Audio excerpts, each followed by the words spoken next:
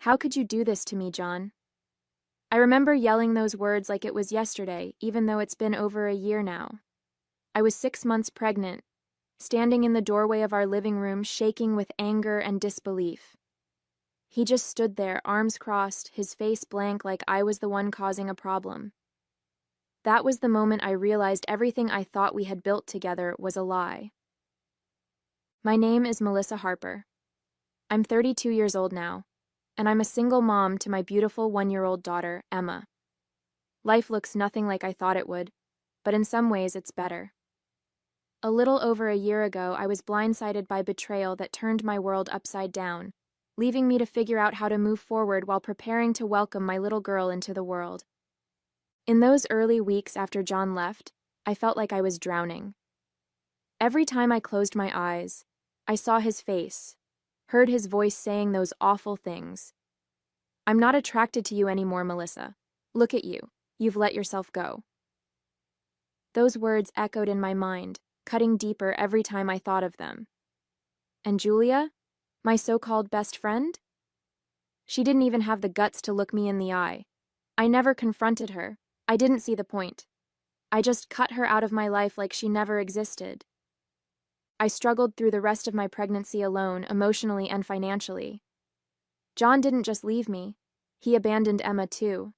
Not a single text, not a dime to help. My mom tried her best to be there for me, but I could tell it broke her heart to see me like that. I put on a brave face for everyone, but at night, when the house was quiet, I'd cry until I was too exhausted to stay awake. It all started when my friend Karen showed up at my door, her face pale and her expression uneasy. I could tell something was wrong the second I saw her. "Melissa, I need to talk to you," she said as she stepped inside. She hesitated for a moment, like she was trying to find the right words. "I saw John today, with Julia. They were coming out of a hotel together. I didn't want to believe it, but they kissed. Right there in the hallway." I felt my stomach drop. For a moment, I couldn't process what she was saying. John, my husband, and Julia, my best friend? My heart pounded as the shock turned to anger, and I asked Karen every question that rushed into my head. Where? When? Are you sure? But I already knew she wouldn't lie about something like this.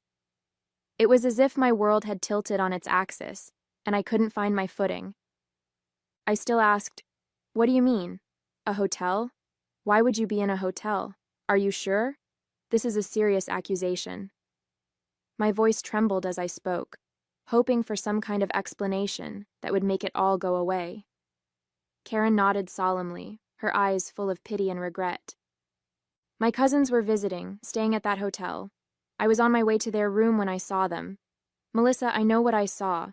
They didn't see me, but they were coming out of a room together. They kissed, right there in the hallway." She paused, her voice softening. "I'm so sorry, but you needed to know." Hearing her say it again, so matter-of-factly, was like a punch to the gut. My chest tightened, and tears stung my eyes as the reality of it all began to sink in. I sat down on the couch, unable to catch my breath. My world was falling apart right there in my living room. The man I had trusted, the man I was building a family with, had been sneaking around with my best friend. And Julia? She'd been in my life for years, the person I turned to when things got tough. How could they do this to me? How could they betray me like this, especially now, when I was carrying our child? I felt a wave of emotions crash over me. Anger, humiliation, heartbreak, all tangled up in a knot I couldn't unravel. Every memory, every promise, every plan we'd made together suddenly felt like a cruel joke. I couldn't stop myself from wondering, had I been blind? Was there something I'd missed? Or was I just that easy to discard? The weight of it all pressed down on me, and for the first time in my life, I truly felt like I was breaking. That night, I waited for John to come home, my stomach in knots and my heart pounding in my chest. When I heard his car in the driveway, I felt a surge of both anger and dread. He walked in like it was any other day, setting his keys on the counter and loosening his tie. I didn't even let him get past the kitchen. How long has it been, John? I asked, my voice trembling but steady. He looked up, confused, and then his expression hardened. What are you talking about? He said, feigning ignorance. Don't play games with me, I snapped. Karen saw you, at the hotel, with Julia. Now tell me the truth. His face twisted into a scowl and he scoffed. Karen? That woman's nuts. She probably misunderstood something. Melissa, you're letting your imagination run wild. There's nothing going on. But his tone was defensive, and his refusal to meet my eyes told me all I needed to know. I clenched my fists, feeling my anger rise with every word he said. Don't you dare lie to me, John, I shouted, my voice breaking. Karen isn't nuts, and you know it. She saw you, with Julia, leaving a hotel room. She saw you kiss her, so don't stand there and insult my intelligence. He threw his hands up in frustration, pacing the room like he was the one being wronged. Melissa, you're blowing this out of proportion, he snapped. Karen probably saw something innocent and twisted it in her head. Julia and I are just friends, that's all. But his excuses sounded pathetic, and the more he talked, the more I could see the guilt written all over his face. It was like he was trying to talk himself out of the hole he'd already dug. As he continued spewing his excuses, I felt a sudden flutter in my stomach. Emma. She moved, as if reminding me she was there, a tiny life depending on me in the middle of all this chaos. For a second, the anger was replaced by a wave of sadness so heavy it nearly crushed me. How could he do this to us? To her?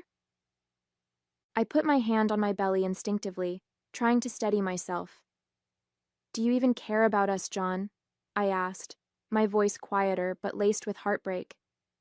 Do you care about your daughter? She's in here and she can feel this. Feel me falling apart because of you. His eyes flicked to my belly for a brief moment, but instead of softening, his face stayed cold and unreadable. This isn't about the baby, he said flatly. Don't make this more dramatic than it needs to be. It was in that moment I knew. I was truly on my own. I felt tears welling up, but I refused to let them fall in front of him. More dramatic? I repeated, my voice trembling with disbelief. I'm 6 months pregnant, John. 6 months. And you're telling me it's not dramatic that you're sneaking around with my best friend? That you've destroyed our family before our daughter even has a chance to be born? My voice rose with every word, my heartbreak morphing into a fiery rage I couldn't hold back anymore. John sighed as if he was the one being inconvenienced. Melissa, you're blowing this out of proportion, he said, shaking his head. Julia and it just happened, okay? I can't help how I feel. Things haven't been the same between us for a while, and honestly, look at yourself. You've changed. He motioned toward me, his words dripping with contempt. I'm not attracted to you anymore, Melissa. I'm sorry, but it's the truth. John scoffed, shaking his head like I was wasting his time. God, Melissa, do you even hear yourself? He snapped, his voice ice cold. You've been nothing but a whiny, overgrown baby ever since you got pregnant. Every day it's something. Your back hurts, your feet are swollen, you're tired. I get it, you're pregnant, but you act like you're the first woman in the world to have a kid. It's pathetic. He looked me up and down, his expression twisting into disgust. And don't even get me started on how you look, he said, his voice dropping to a cruel sneer. You're massive. Honestly, Melissa, you're starting to look like a damn elephant waddling around here. It's embarrassing. You don't even try to look decent anymore. It's just sweatpants and your greasy hair tied up in that ugly bun. Julia? She's gorgeous. She actually takes care of herself and she's fun to be around. You're just a moody, needy mess, and I'm tired of pretending otherwise. He stared at me, his words hanging in the air like poison, and I felt my entire body go numb. I stood there, frozen, unable to find the words.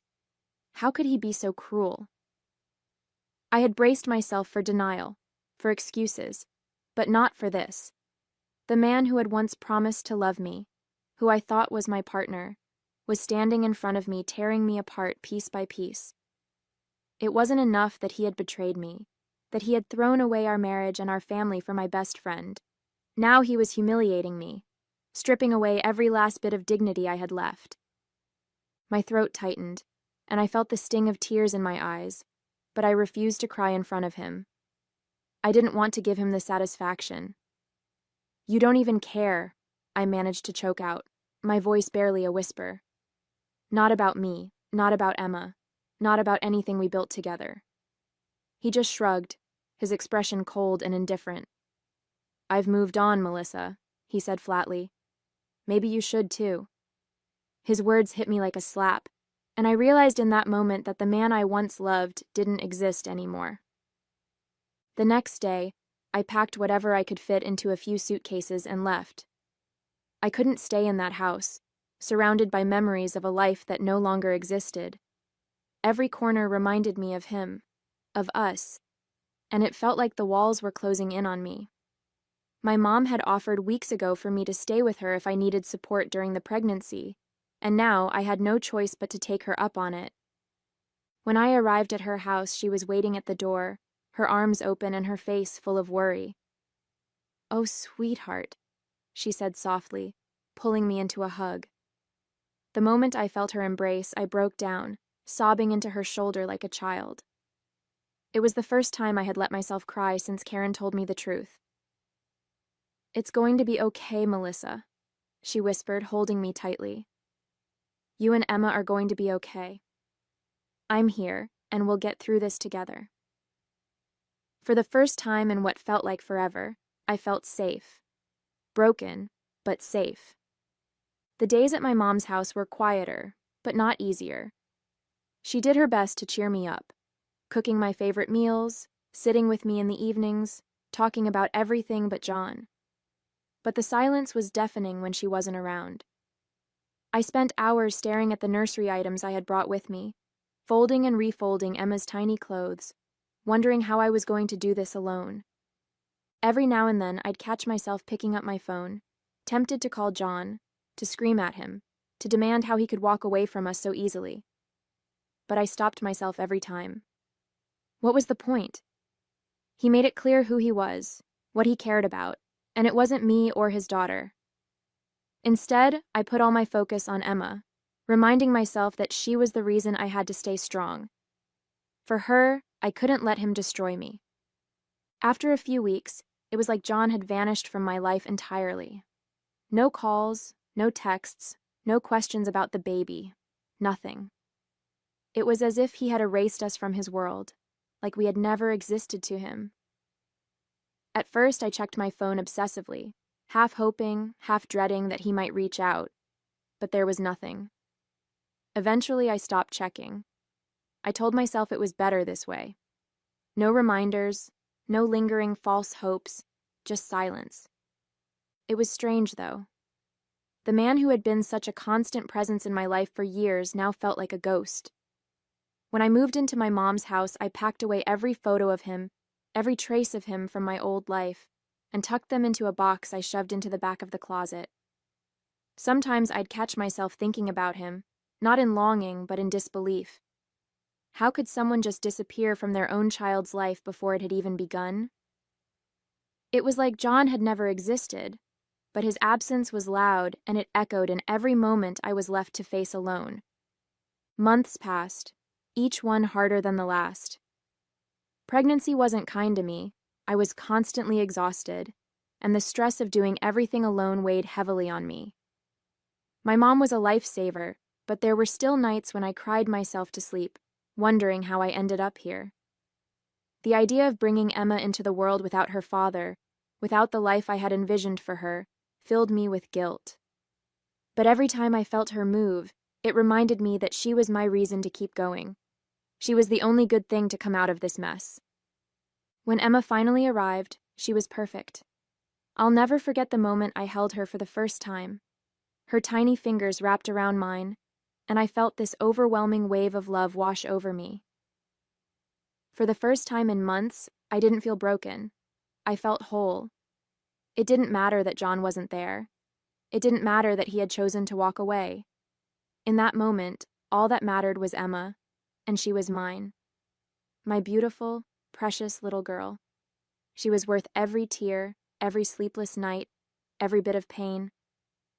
The first few weeks with Emma were a whirlwind. Between the late-night feedings and figuring out how to be a mom, I barely had time to think about anything else.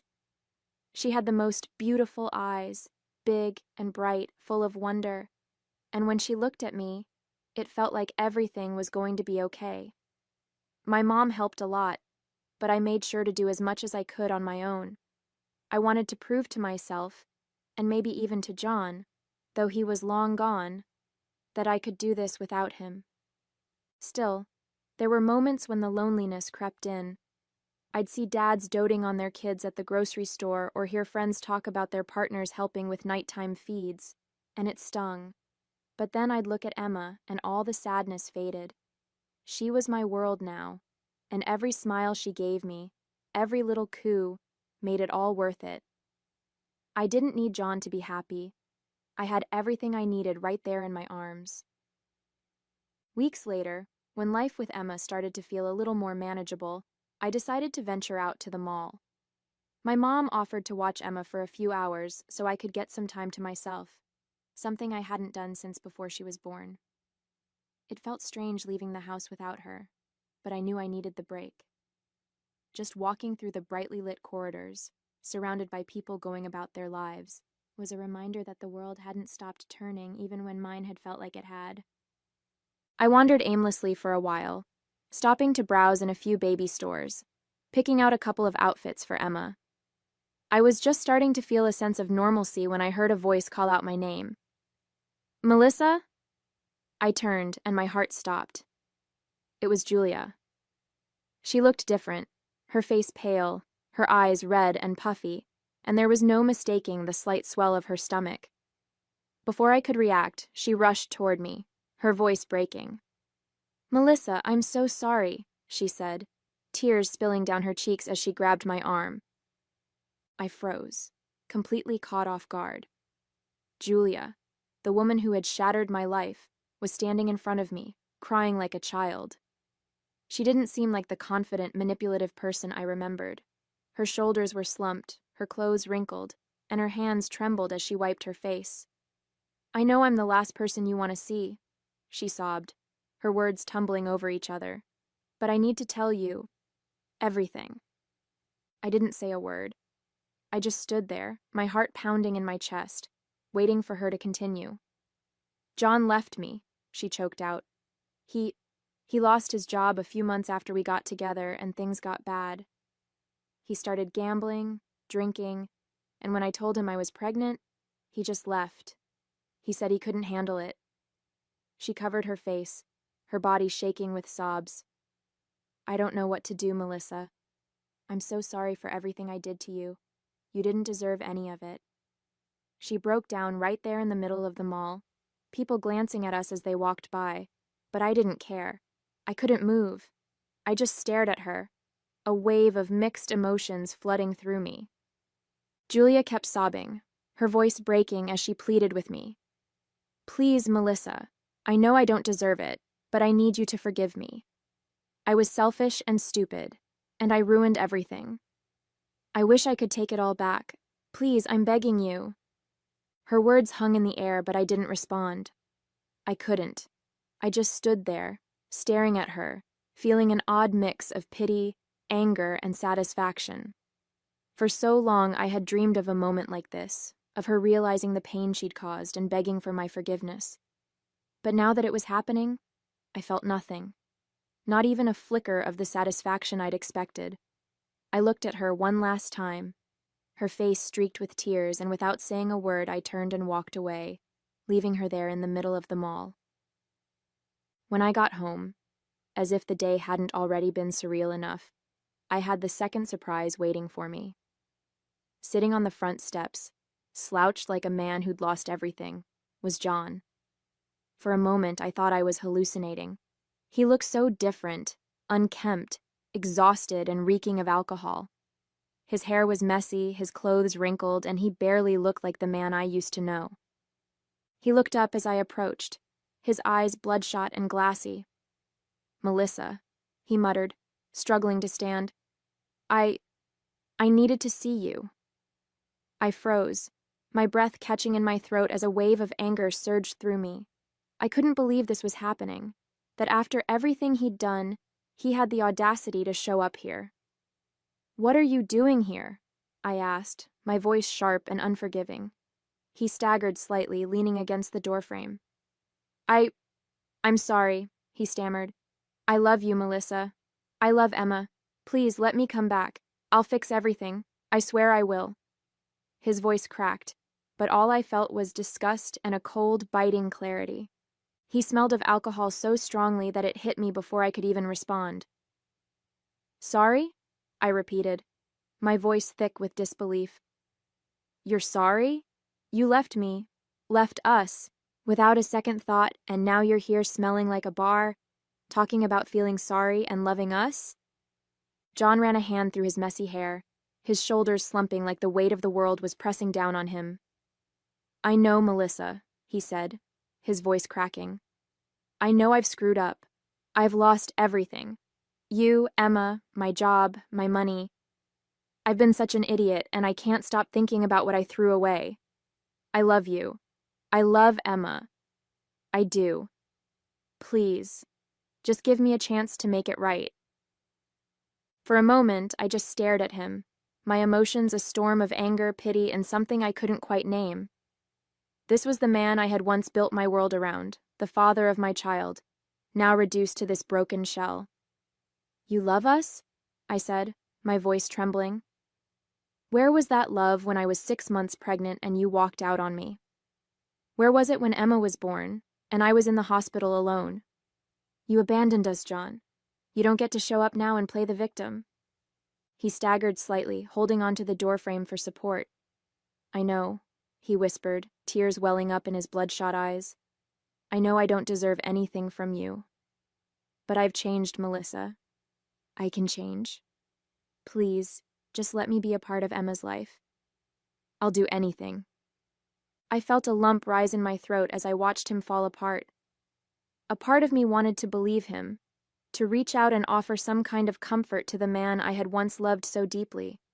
But the memory of all the pain he'd caused, all the nights I cried myself to sleep wondering how I would do this alone, kept me grounded. "No, John," I said finally, my voice steady but heavy with emotion. "You're not part of my life anymore. Emma and we're better off without you. You made your choice, and now you have to live with it." He broke down, his sobs quiet, but heart-wrenching, and for a brief moment, I felt sorry for him. But I knew I had to stay strong, for myself and for Emma. Without another word, I stepped past him, unlocked the door, and closed it behind me, leaving him outside in the dark. Inside, I leaned against the door, the weight of the day finally hitting me. In one day, both people who had nearly destroyed my life, John and Julia, had shown up, broken and ruined by their own choices. I didn't have to lift a finger for it to happen. They had done it to themselves, consumed by the same selfishness and deceit that had shattered my world over a year ago. I thought back to everything I'd been through, the betrayal, the heartbreak, the sleepless nights wondering how I would raise Emma on my own. Through it all, I had lived my life with dignity, focusing on my daughter and rebuilding my own sense of worth. And now, here I was, standing tall, while the people who once tore me down were left to face the wreckage of their actions. I climbed the stairs quietly and peeked into Emma's room. She was fast asleep, her tiny face peaceful and perfect in the soft glow of the nightlight. I leaned down and kissed her forehead, feeling a surge of gratitude and love. This was my life now, and it was going to be beautiful. Hey there! Did you like the story? If you did, don't forget to hit the like button and subscribe to the channel. It helps us a lot and makes sure you won't miss out on more great stories we share here. Thank you for watching, and we'll see you in the next one.